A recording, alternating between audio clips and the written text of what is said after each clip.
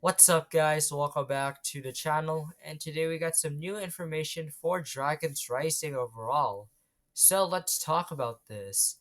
Now, recently we got some new information coming from some Ninjago drama from leakers, which we aren't gonna go further about that, but we're mainly gonna be focusing on the information that we receive from that kind of drama. So let's go through one by one. Starting off with entire plot was leaked in a doc in 2022. Now, it has been 3 years, and I don't think that they leaked anything besides that they officially announced Dragons Rising. But I don't think that they leaked the entirety or story of Dragons Rising. Up next, we got Lord Ross will have a redemption arc. Now, this is quite interesting. I feel like that was heavily rumored a while ago. If Ross will turn against his master or what, who knows? But for the time being, I would say that Ross does not need a redemption arc. Up next, we got Wildfire's story ends with her becoming a matriarch dragon, or dragon matriarch.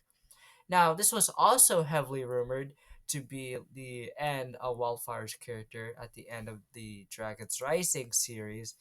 And honestly, that makes a lot of sense because Wildfire was raised by dragons, and perhaps she decides to become the new, leader of the dragon matriarch.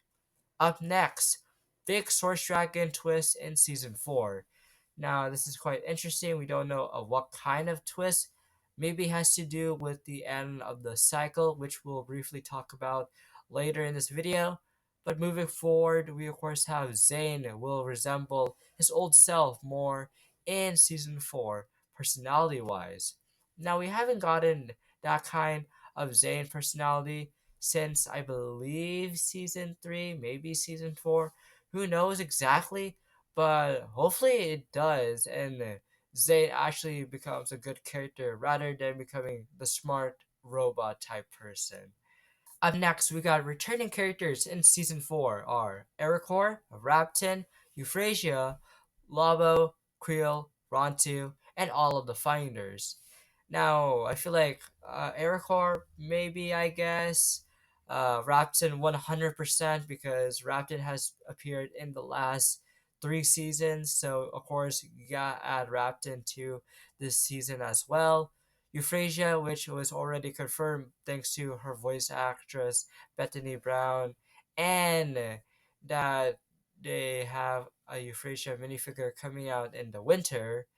Then we got Labo and Creel, which maybe I guess since that this season takes place a few weeks after the Crossroads Crosstalk podcast, and then Rontu and the Finders. Well, the Finders are safe, probably just staying in the monastery, while Rontu, no idea as of right now. Up next, we got Kai, Nia, and Jay face the least villains in season 4. But Kai and Jay have a good dynamic. Quite interesting with least villains. Maybe that since that people have theorized that they are in the land of monsters, maybe they can say that the monster ties that eats their own kind still don't have the definitive answer whether or not they are cannibalism. Who knows exactly? But either way, I mean, there are like a small faction of the monster tides, so maybe that could work. If not, I don't know what else to talk about with that. But Kai and Jay having a good dynamic. We did saw a bit of some snippets going on with Kai and Jay trying to reconnect, but it isn't going so well so far. But up next, we got the original plans for Wu to be Ross's master. Okay, I'm happy that they changed that because if it was Wu, then we would have a serious ninja I haven't told you this before moment. So thank you. I'm happy that Wu isn't Ross's master. Up next, we got Hands of Time content cut. Dragon's Rising would have revealed what happened after Golden Hour. Now, Golden Hour was the short that connects the end of season 7 and the beginning of season 8, where basically Wu, of course, time travels throughout the history of Ninjago. Which, yeah, I mean, I wish we got to see that, but I feel like that whole plot point of the Type Twins, I feel like save that one for now, but it's too clunky to add probably into season 4. Up next, cutscenes of Forbidden 5, conquering more realms, replacing with Thunderfang.